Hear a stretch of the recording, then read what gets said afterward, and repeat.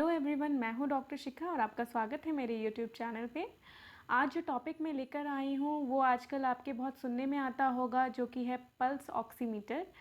तो आज हम चर्चा करेंगे कि ये डिवाइस होता क्या है, इसे कैसे यूज़ कर सकते हैं और इसके क्या क्या सिग्निफिकेंस होता है। वीडियो पसंद आए तो फिर लाइक शेयर करना ना भूलें और इस वीडियो को अंत तक ज़रूर देखें और दूसरों तक पहुँचाएँ।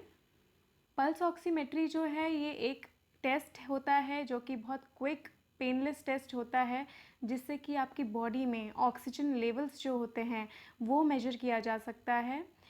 ये एक तरह से पता लगाता है कि आपके जो ब्लड वेसल्स हैं, ब्लड सेल्स हैं, उनमें कितनी मात्रा में ऑक्सीजन है। ये जो होता है क्लिप जैसी डिवाइस होती है जिसको प्रोब बोलते हैं, और इसके अंदर आपको एक अपनी फिंगर डालनी होती है और इसे आप फिंगर में भी मेजर कर सकते हैं, साथ ही साथ जो ईयर लोब होते हैं वहाँ भी मेजर कर सकते हैं। ये बेसिकली आपको दो रीडिंग बताता है, एक होता है पल्स रेट, दिल की धड़कन जिसे बोलते हैं, और एक होता है oxygen saturation rate.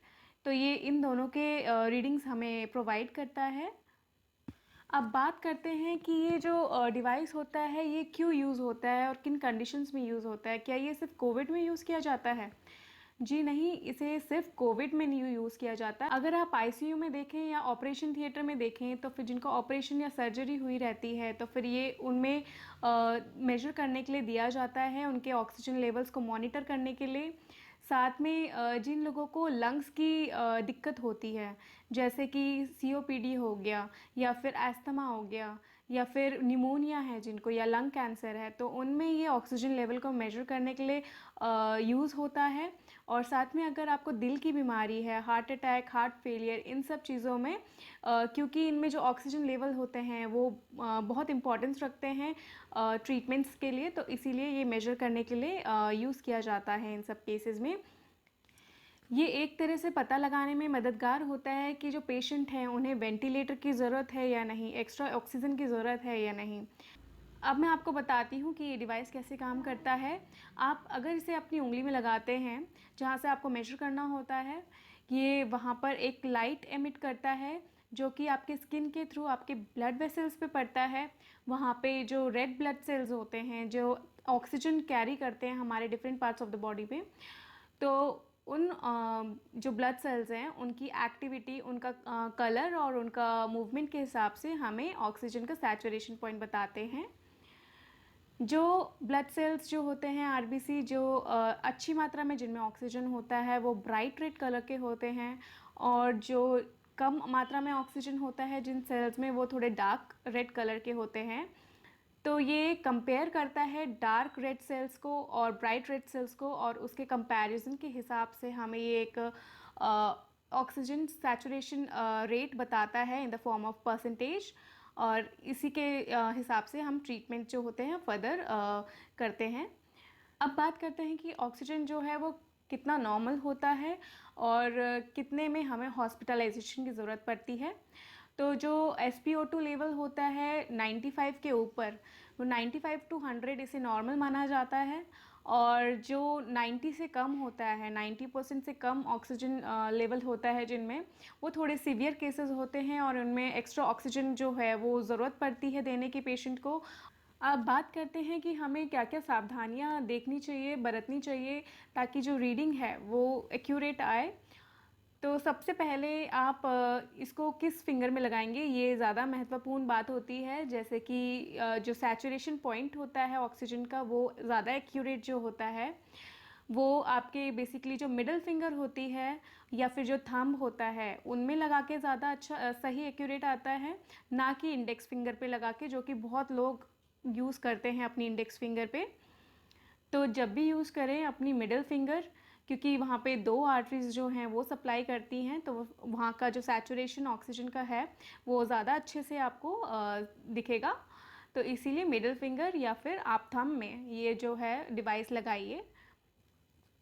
Secondly specially women के लिए है, जो लोग नेल पेंट लगाते हैं तो नेल पेंट के ऊपर इस डिवाइस को नहीं रखना है, क्योंकि इससे जो रीडिंग है वो एक्यूरेट नहीं आती है। थर्ड, अगर आपके हाथ बहुत ज़्यादा ठंडे हैं या जैसे विंटर्स में देखा जाता है ठंडे हाथों में ये जो रीडिंग है ये एक्यूरेट नहीं आ पाती है। तो आप जब भी इसको यूज़ करें थोड़ा अपने हाथों को मसाज कर लें और तब इस डिवाइस को लगाएं। अगली बात आती है, आप जब भी इस डिवाइस को लगाएं इसको ज़्यादा फिंगर को आपने हिलाना नहीं है, मूव नहीं करना है। इसे एक जगह स्टेबल रखिए और या टेबल है कोई सरफेस है उस पर रखिए और ये एकदम लगा के आपको रीडिंग नहीं मेजर करनी है, ये कुछ सेकंड्स लगाता है स्टेबलाइज करने में। तो आपको थोड़ा पेशेंस रखना पड़ेगा और स्टेबल रखें अपनी फिंगर और इस हिसाब से रीडिंग एक्यूरेट आएगी। जो राइट हैंडेड होते हैं, जो लोग राइट हैंड से काम करते हैं वो अपने राइट हैंड में ये डिवाइस लगा सकते हैं और जो लेफ़्ट हैंडेड होते हैं वो अपने लेफ़्ट हाथ में ये डिवाइस लगा के मेजर कर सकते हैं। अब बात करते हैं इसे इतना रिकमेंड क्यों किया जा रहा है कोविड के केसेस में आजकल।